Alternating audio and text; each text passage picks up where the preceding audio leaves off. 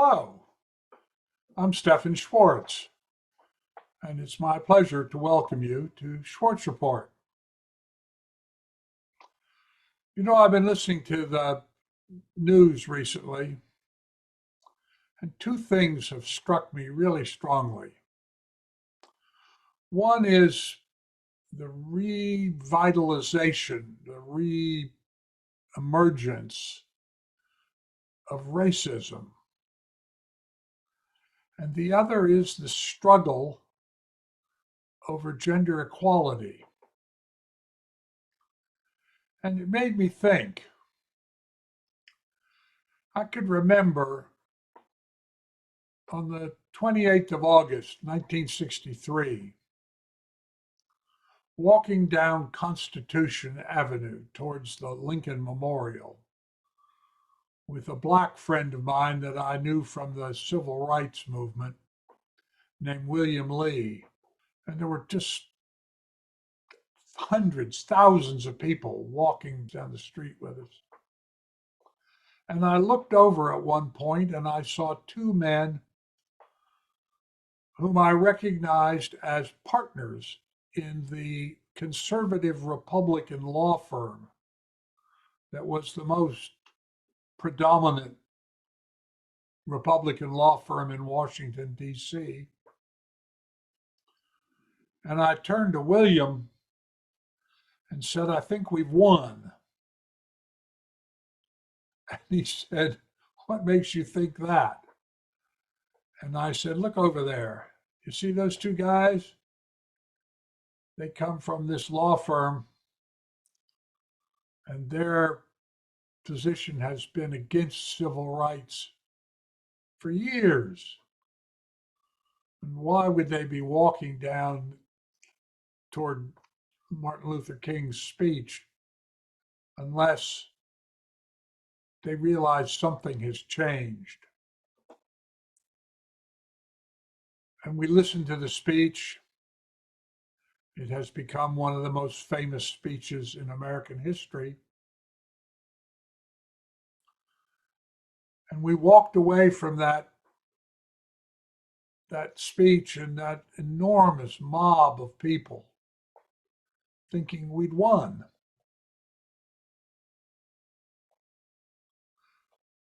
And we thought we had, and it seemed like we had, because almost a year later, President Lyndon Johnson signed the Civil Rights Act on 2 July 1964.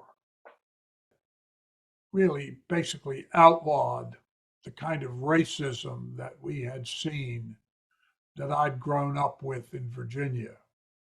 And a year later, after that, on the 6th of August 1965, at the U.S. Capitol, Johnson went up, President Johnson, and in the Capitol, he signed the Voting Rights Act of 6 August 1965. And it looked like civil rights was a settled issue and that fairness was going to become the dominant view in the United States. But as we all know, that's not what's happening.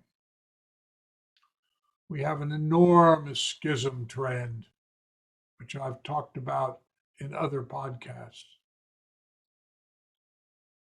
And once again, we see racism, we see genderism taking over one entire party of the United States. And I've been thinking about this as this news has been coming out day after day, wondering, how did racism get started? And how can we stop it? Well, most people think racism traces back to the colonial period in the South, and it does in part, but it goes back much further than that. Most of us don't realize that Homo sapiens, what we call human beings, are only the single hominid species left, but there was for thousands and thousands of years, much longer than recorded history, multiple species of hominids. 8 are clearly identified. You can see them in this picture. And you realize where fear of the other, which is what racism is really about, it's about somebody who's different than you, doesn't look like you, doesn't believe like you, but particularly doesn't look like you. You see them and you make judgments about them before you even know who they are as a person. Because of their skin color, you make a judgment. So where did this fear of the other come from? And the answer is, as I said, is that Homo sapiens lived alongside an estimated 8 now extinct species of humans about 300,000 years ago. And as recently as 15,000 years ago, we were sharing caves with species known as Denisovan and Neanderthal. And we not only shared space with them, but we interbred with them. So when you came across the top of a hill and you looked across and you saw a group of people on another hill, and you thought, are these our people or are these not our people? And are they dangerous to us? That's where this business about fear of the other starts. But it got overcome because the percentage of Neanderthal DNA in modern humans is close to zero in African populations, interestingly enough. But in white and Asian populations, it's somewhere between 1% and 2% of the DNA is Neanderthal DNA. Isn't that interesting? We are really a mix, white people, of 2 species. And the percentage of Denisovan DNA is highest in Melanesian population, in Southeast Asia and Pacific Islander populations, but very low or undetectable in the rest of the world. So modern Homo sapien is the remaining hominid species out of once were 8, and we're racial mixtures. Isn't that interesting? So why the fear of the other, and how do you overcome it? Well, before I get to that, let me look at the other thing that I've been really thinking about. And that's this business of gender equality. If you really look at it, the abortion argument isn't really about abortion. And it's really not about protecting fetuses or fertilized eggs. Because if it were, you'd see much better child care. And there's a direct correlation between the states which have passed these incredibly restrictive anti-abortion laws and the poorness, the inferiority of their child care. What it's really about is controlling women and controlling their bodies. And again, that's kind of odd. A recent study found that while a majority of primate species, 58%, exhibited male-biased power structures, female or co-dominant structures were identified in every major primate group. So we're high order primates. And you would think that although the sort of genetic predisposition about male dominance, which is like the genetic predisposition about racism, was the only way. In fact, even today, there are a number, 6 matriarchal societies where women are in charge. So here's a list of them. Mostly old cultures all over the world where women are dominant. But this genetic predisposition to male dominance and to racism, which, as I said, is genetically programmed into us, we have to overcome it. And how do we do that? And the answer, I think, is because this is the realm of the will. We make choices, whatever our predisposition might be, we choose to be something other than that. We choose to be tolerant or accepting or recognize equality. Now, how do we do that?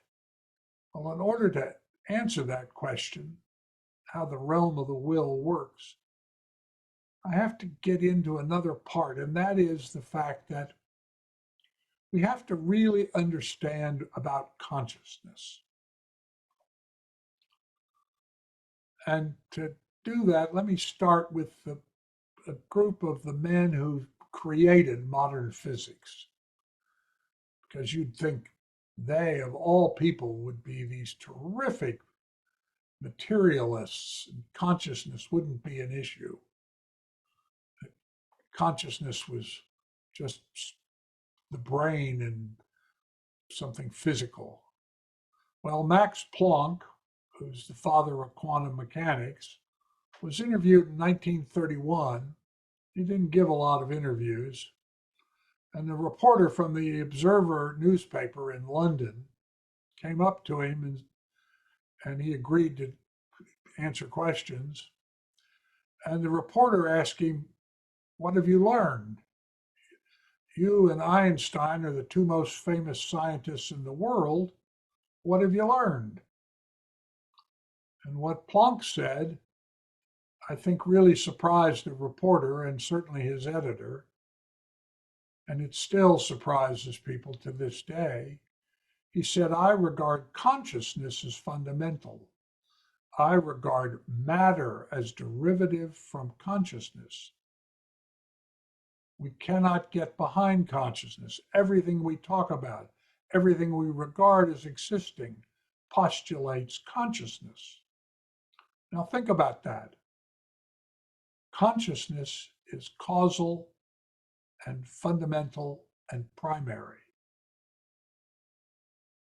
And that what we think of as consciousness has created space-time. Now, was Planck the only person that thought like that? As I said, when he was interviewed, the reporter said, "You and Einstein." So look at Einstein. Einstein says a human being is a part of the whole called by us universe, a part limited in time and space. Again, interesting. He experiences himself, his thoughts, his feelings as something separated from the rest, a kind of optical delusion of consciousness. That is, we think that our consciousness is entirely within space-time, that consciousness arises just from the physicality of our brains and our neuroanatomy. Einstein went on to say, this delusion is a kind of prison. restricting us to our personal desires and to affection for a few people nearest to us. And it's not. Or Wolfgang Pauli, another one of the geniuses that created modern physics. He got interviewed and he said, "It's my personal opinion that in the science of the future, reality will neither be psychic nor physical, but somehow both and somehow neither." And it's not just physicists. Carl Jung developed what he called a theory of collective unconsciousness, this idea that all consciousness is interconnected and interdependent, and that we are shaped culturally by these shared views of consciousness. Franz Boas, who is the father of American anthropology, also thought this and became involved in what he called the elementary thoughts of humankind. So this materialist model, which is the dominant one, has been in science for several hundred years, but is now changing, because the materialist model says the mind is solely the result of physiological processes. Each consciousness is a discrete entity. This was the point that Einstein was making.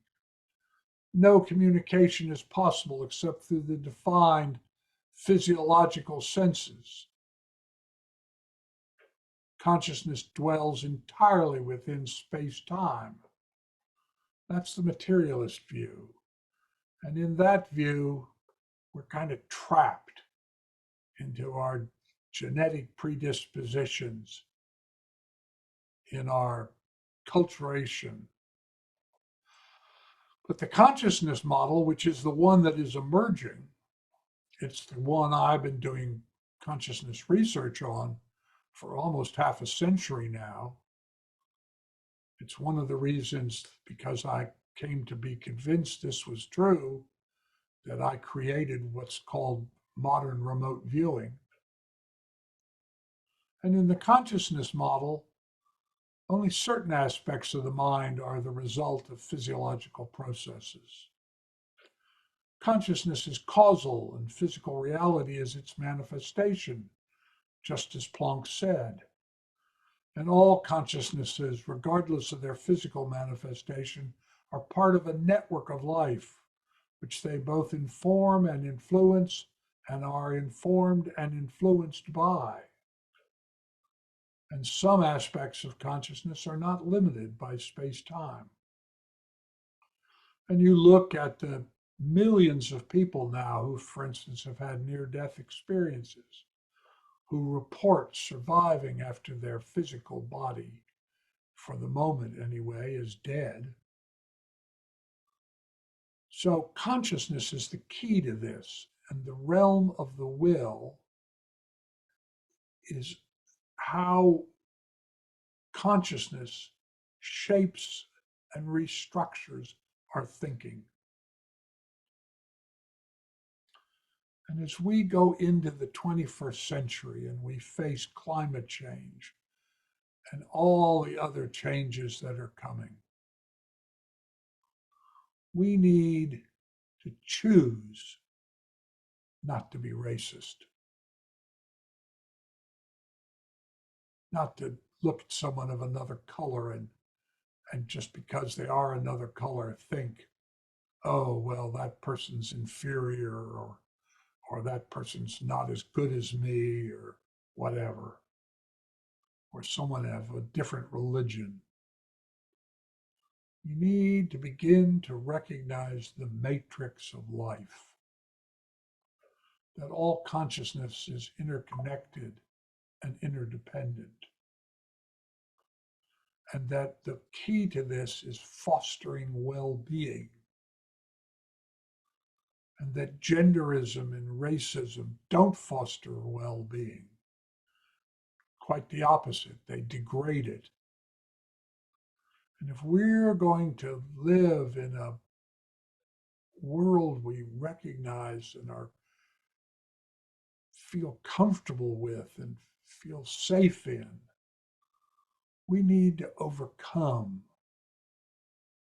using the will, the racism and the genderism that subordinates us and makes us inferior to who we can be.